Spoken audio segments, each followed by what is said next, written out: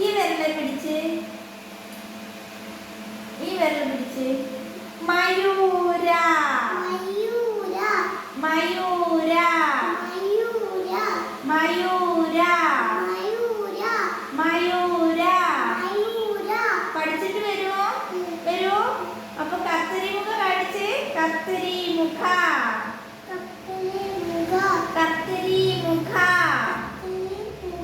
ഇങ്ങനെ കുത്തി ഇങ്ങനെ വെച്ച് തിരിച്ച് അകത്തോട്ട് വെച്ചിടാം. കത്തിരി മുഖ